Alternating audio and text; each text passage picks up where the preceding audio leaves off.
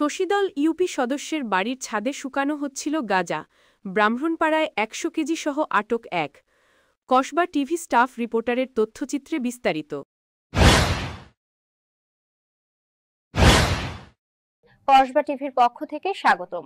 শুরুতেই শিরোনাম, এখন দেখুন বিস্তারিত। কুমিল্লার ব্রাহ্মণপাড়া উপজেলার শশীদল ইউনিয়নের ৬ নং ওয়ার্ডে প্রকাশ্যে ইউপি সদস্যের বাড়ির ছাদে গাঁজা শুকানোর সময় পুলিশ অভিযান চালিয়ে ১০০ কেজি গাঁজা উদ্ধার করেছে। এ ঘটনায় মো কাউসার ৩০ নামের এক যুবককে আটক করা হয়েছে।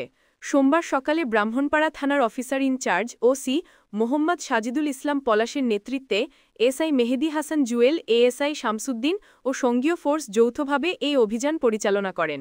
অভিযানে স্থানীয় ইউপি সদস্য নুরুল ইসলামের বসতবাড়ির ছাদ থেকে বিপুল পরিমাণ শুকনো ও অর্ধশুকনো গাঁজা উদ্ধার করা হয়। পুলিশ জানায়, গোপন সংবাদের ভিত্তিতে প্রথমে নুরুল ইসলামের বাড়ির পাশে পুকুর পাড় থেকে কাউসারকে গাঁজাসহ আটক করা হয়। পরে তার স্বীকারোক্তির ভিত্তিতে বাড়ির ছাদে তল্লাশি চালিয়ে প্রায় ১০০ কেজি গাঁজা উদ্ধার করা হয়। আটক কাউসার উত্তর শশীদল গ্রামের মৃত আব্দুল হাকিম ও রোকেয়া বেগমের ছেলে।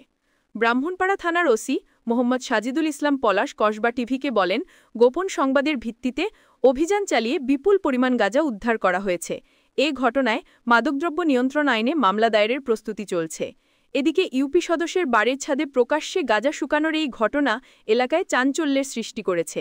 স্থানীয়রা প্রশাসনের দ্রুত পদক্ষেপকে সাধুবাদ জানিয়েছেন। কসবা টিভি, সত্যের পথে মানবতার সাথে। ফারজানা রশিদ, হৃদয়ের কসবা টিভি। কসবা টিভির সাথে থাকুন, কেটিভিকে লাইক, শেয়ার, কমেন্ট করুন। শুনছিলেন বিস্তারিত কসবা টিভি।